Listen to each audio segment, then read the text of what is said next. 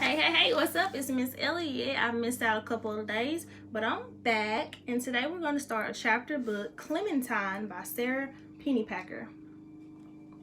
We're going to read chapter 1. I have had not so good of a week. Well, Monday was a pretty good day, if you don't count hamburger surprise at lunch and Margaret's mother coming to get her. Or the stuff that happened in the principal's office when I got sent there to explain that Margaret's hair was not my fault, and besides, she looks okay without it. But I couldn't because Principal Rice was gone, trying to calm down Margaret's mother. Someone should tell you not to answer the phone in the principal's office, if that's a rule. Okay, fine. Monday was not so good of a day.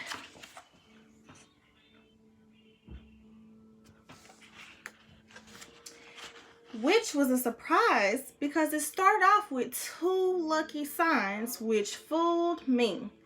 First, there were exactly enough banana slices in my cereal, 1 for every spoonful. Then, as soon as I got to school, my teacher said, "The following students are excused from journal writing so they can go to the art room to work on their Welcome to the Future projects." And I was one of the following students. So instead of having to think up things to write in my journal, which I hate, I got to glue and paint stuff, which I love.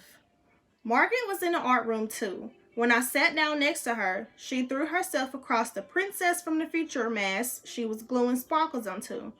"Remember the rules," she warned. Margaret is in 4th grade and I am in 3rd. She thinks that makes her the boss of me. I hate Margaret's rules. "You can't touch my stuff," she said, which she always says.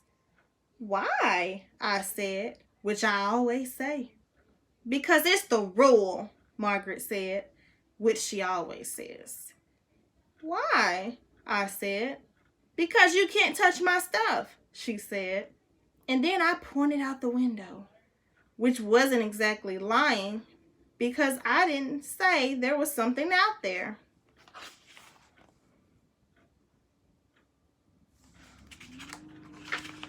While Margaret was looking out the window, I accidentally touched her mask.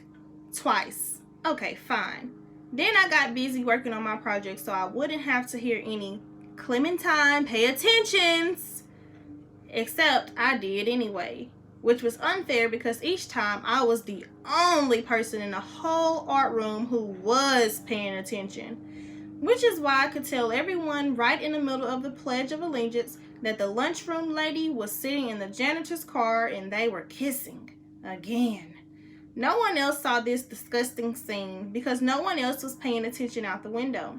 And after that, when it was my turn to pass around the stapler, I could tell everyone that the art teacher's scarf had an egg stain on it that looked, if you squinted, exactly like a pelican, which nobody else had noticed.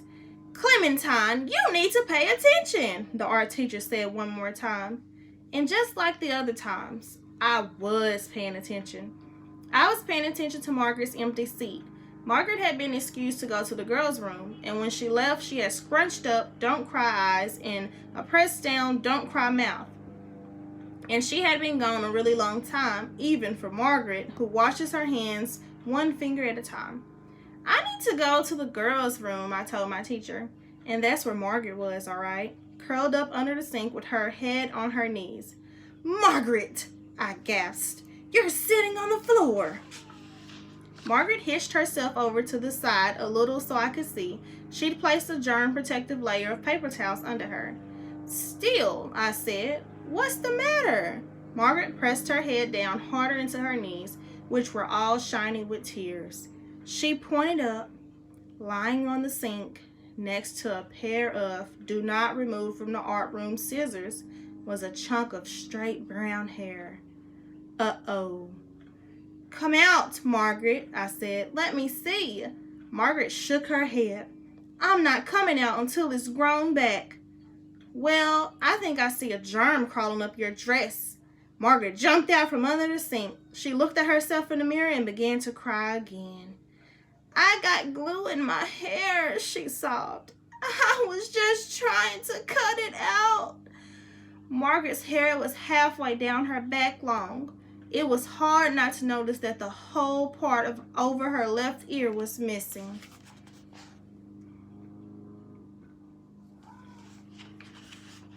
Maybe if we evened up a chunk over your right ear, I suggested. Margaret wiped her ears dry and nodded. She handed me the scissors.